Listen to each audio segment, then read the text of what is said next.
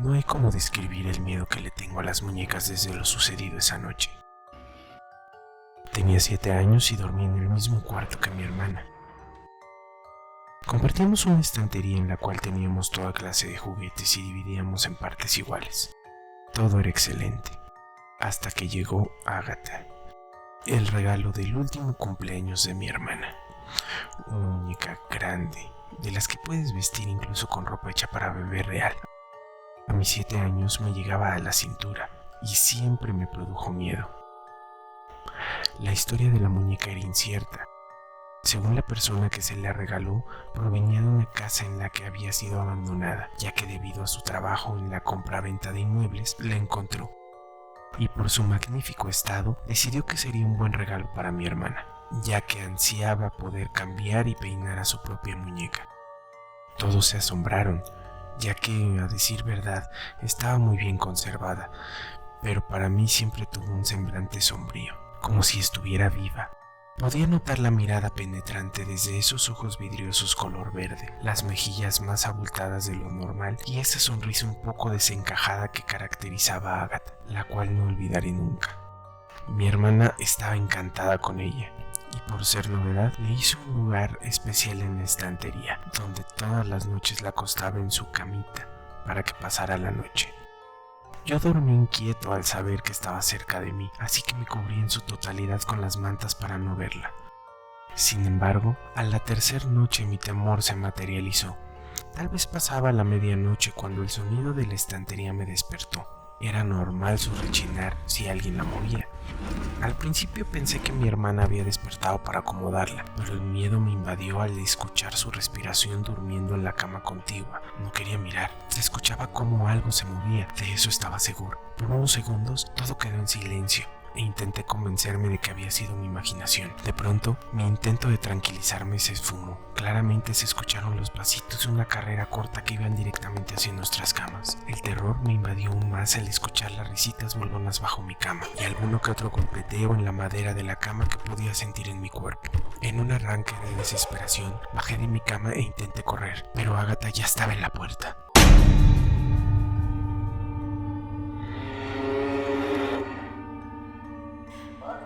Me detuve al verla parada, inmóvil con una sonrisa desencajada que tanto me daba miedo.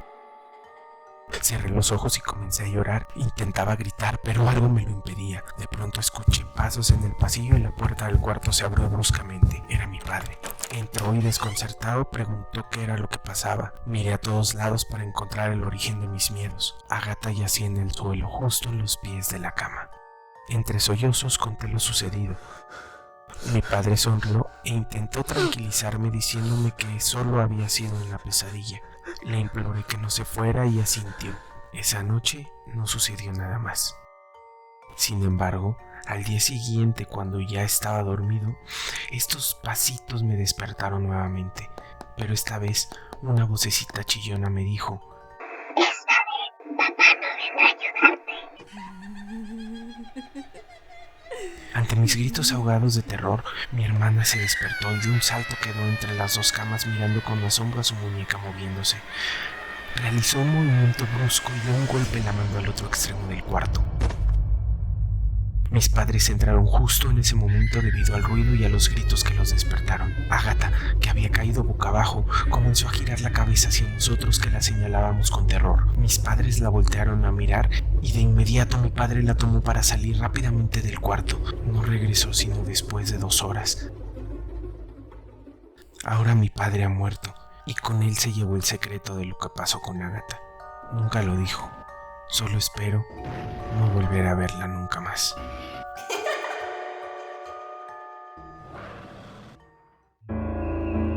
Sucedió cerca de la medianoche, cuando ya las líneas del transporte subterráneo están por cerrar y los últimos trenes llegan semivacíos a recoger a los escasos usuarios desesperados por llegar a su destino. Entre jóvenes que regresaban de fiesta, vendedores ambulantes terminando su jornada, y uno que otro despistado caminando apresurado para no perder el transporte porque se le había hecho tarde. Para mí era normal tomar el último tren. Sabía que iba con tiempo, el tiempo suficiente para abordar como cada día lo hacía. Estaba acostumbrado. Sin embargo, esa noche fue en particular extraña. Llegué al andén y me dispuse a esperar donde regularmente lo hacía, justo donde la puerta del tren quedaba frente a mí. No sé cómo explicarlo, pero ese día al estar esperando el tren, sentí una intranquilidad muy anormal. Nunca había tenido esa sensación. Me sentía vigilado por alguien o algo. En ese momento, recordé un video que vi en internet donde decían que se veían y escuchaban risas en el subterráneo. Eso no me detuvo para mirar a ambos lados del andén y notar que no había nada fuera de lo común. Los jóvenes que anteriormente había visto entrar estaban esperando a su vez el tren en dirección contraria a la mía.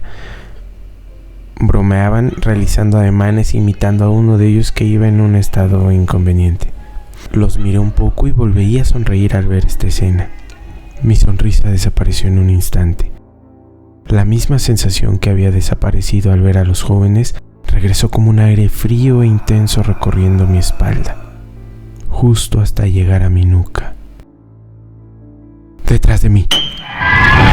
Giré la cabeza rápidamente hacia el lugar donde sentía la mirada, justo atrás de mí. Lo único que pude observar fue el ligero movimiento de una sombra. ¿Una sombra? Tal vez fue el reflejo de una lámpara situada a lo lejos que tenía una falla y parpadeaba intermitentemente. Pensé.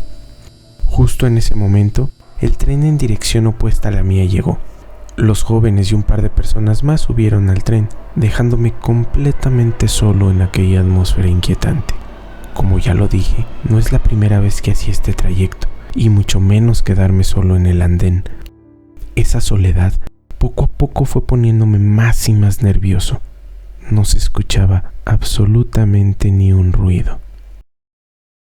La atmósfera cambiaba poco a poco y a cada segundo se volvía en extremo inquietante, sombría. Mis manos comenzaban a sudar. De pronto, en la oscuridad del túnel más cercano a mí, se empezó a escuchar un gemido lastimero. El lamento se hacía cada vez más y más audible, como si se estuviera acercando a la salida del túnel.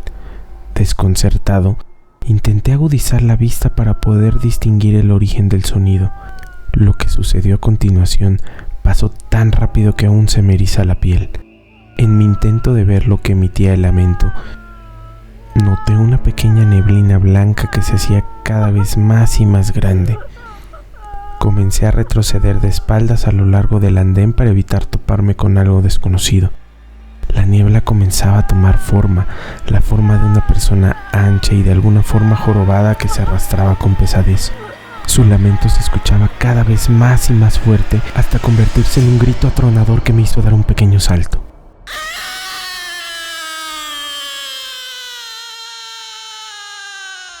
Mi corazón latía tan fuerte que podía sentirlo en mi pecho.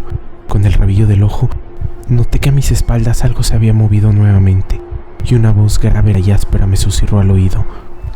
Estamos aquí.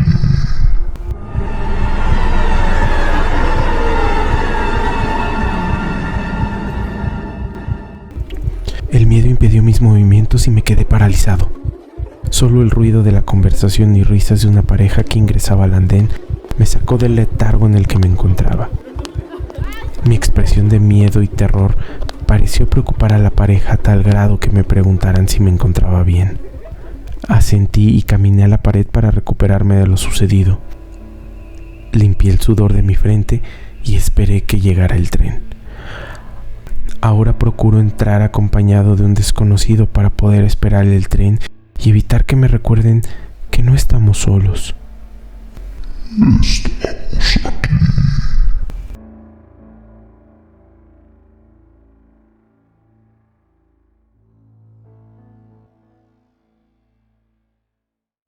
Nada me había preparado para una situación de ese tipo. Seguía de cuclillas junto a la puerta de la calle de esa casa en la que trabajaba y con el estómago revuelto de miedo, sin fuerzas en las piernas para mantenerme de pie. Intentaré explicar cómo fue que llegué a este punto. Tenía un trabajo nocturno como capturista audiovisual en el turno donde me quedaba solamente yo.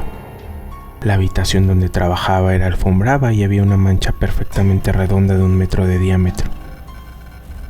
Ese último día mi sorpresa fue que al siguiente la habían quitado, dejando a la vista un mosaico viejo de color verdoso que era muy común en los años 80. Lo reconocía porque en casa de la abuela había uno similar. Lo curioso fue que esta mancha redonda estaba de igual forma marcada en ese mosaico, haciéndolo ver de un café negruzco. Fue entonces que todo comenzó a cambiar. Ahora se escuchaban ruidos de objetos cayéndose, los hornillos de la estufa se encendían solos y las luces prendían y apagaban sin motivo alguno. Sin embargo, siempre le daba una explicación lógica a lo que sucedía e intentaba no sugestionarme. Uno de los eventos más extraños fueron las constantes reuniones de un grupo de gatos en el patio trasero en donde se detenían por la noche a maullar de forma extraña. Pero esa noche los eventos fueron bastante agresivos. Yo permanecía frente a las pantallas del trabajo cuando escuché una puerta azotarse de pronto. No le di importancia y culpé al viento de este suceso. Un par de minutos más tarde, la luz comenzó a fallar en una de las bombillas del pasillo exterior. Me levanté para darle un vistazo y al intentar salir del cuarto la puerta se cerró de golpe y algo me empujó hacia atrás haciéndome caer al piso. Desesperadamente me levanté e intenté salir de la habitación, pero no giraba el picaporte. Yo luchaba para abrir la puerta mientras todos los objetos de la habitación caían al suelo o volaban al otro lado de la habitación y gritos efímeros se escuchaban por toda la casa. Finalmente logré abrir el picaporte y corrí por el pasillo para bajar por las escaleras hacia la puerta que daba a la calle. Al bajar se escuchaba el maullar de los gatos en el patio trasero y cosas cayendo al piso. Algo jaló mi pie cuando estaba por dar el último paso en los escalones finales y volví a caer. Me paré trastabillando y logré salir a la calle donde por poco me golpeaba un auto. Corrí lo más lejos de ahí para no regresar. Tiempo después se dio la noticia en los diarios de una familia que había sido ultimada y sepultada en una fosa que estaba en esa casa. Al día de hoy, la casa se encuentra abandonada y aún acordonada por los cintos de la policía, pero la gente que vive alrededor cuenta que se siguen reuniendo los gatos de vez en cuando en el patio trasero y se siguen escuchando gritos y lamentos, muy a lo lejos.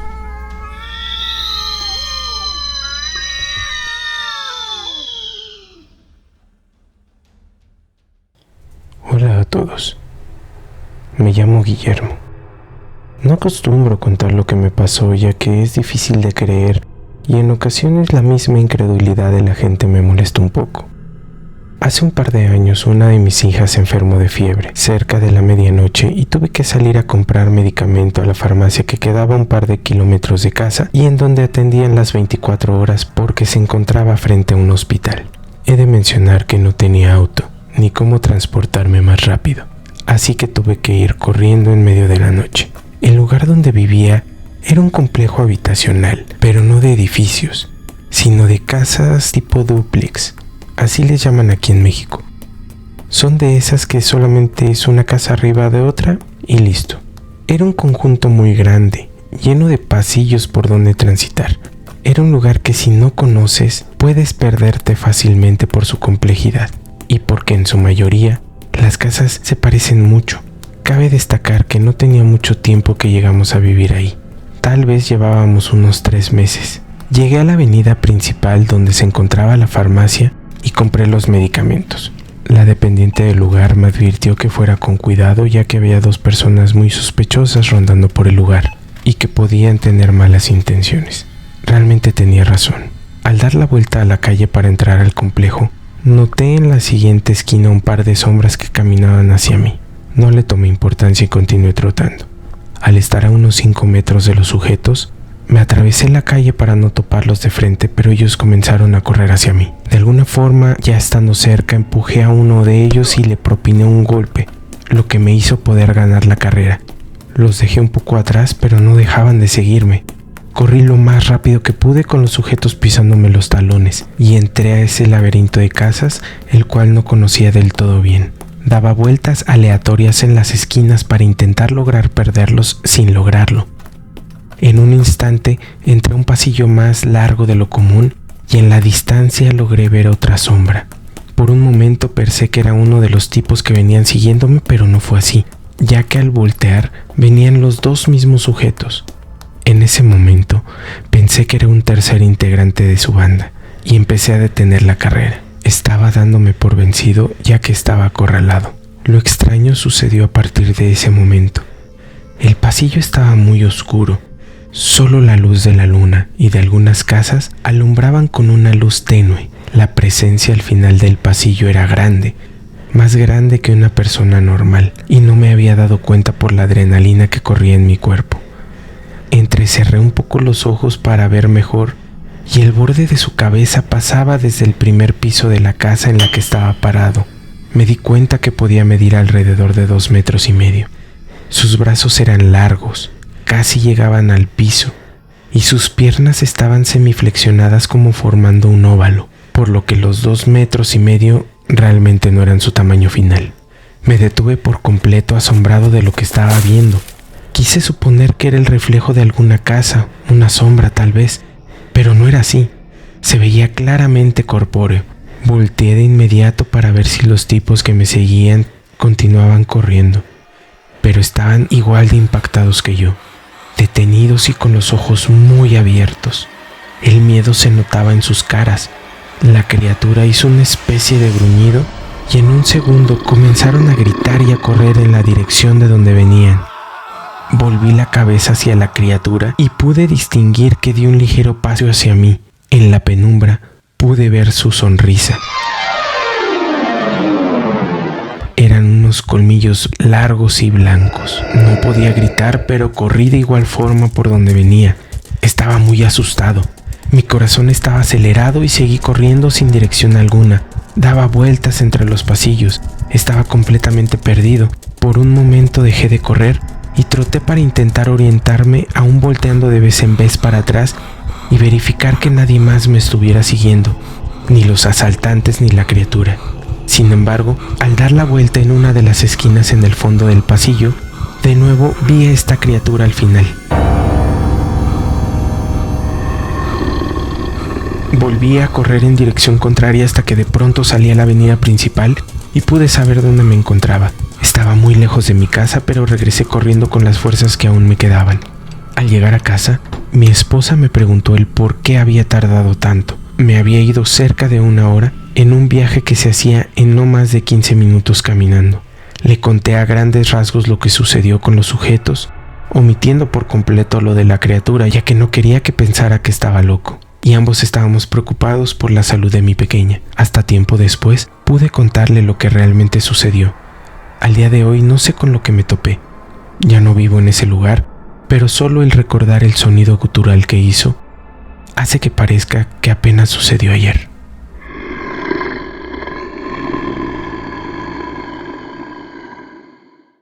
Vi su video de la entidad del subterráneo y me recordó algo que me sucedió hace muchos años, cuando viajaba en el subterráneo de mi ciudad.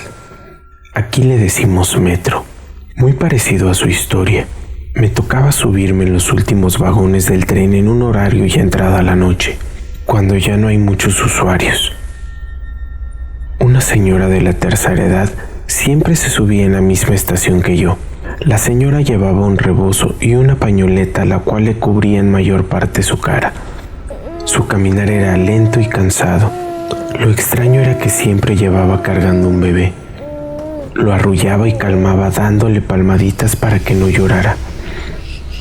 El bebé hacía ruiditos y de vez en cuando un gemido que parecería se convertiría en llanto. Todas las noches la veía subir y se sentaba en uno de los asientos al final del tren.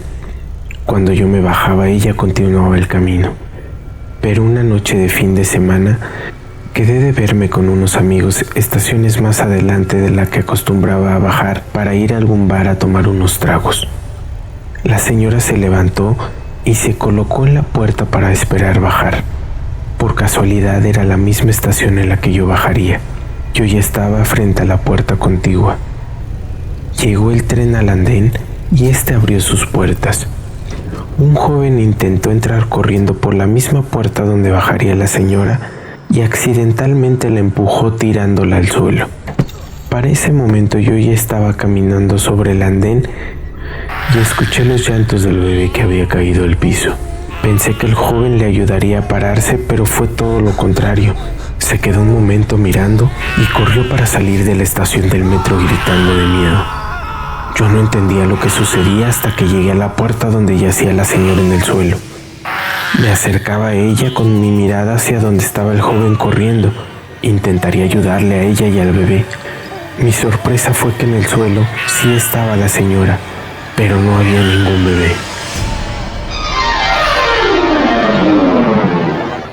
Solo eran mantas que ahora estaban completamente tendidas en el suelo.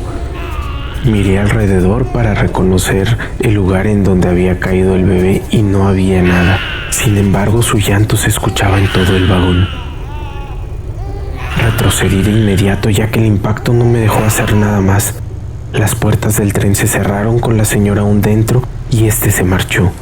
En días siguientes intenté evitar a toda costa el subirme al mismo tren que la señora. Ahora solo la veía de lejos ingresar al mismo tren que yo, pero en diferente vagón. Aún cargaba con ese montón de mantas que había escuchado llorar desconsoladamente algunos días atrás, como si en realidad estuviera cargando un bebé.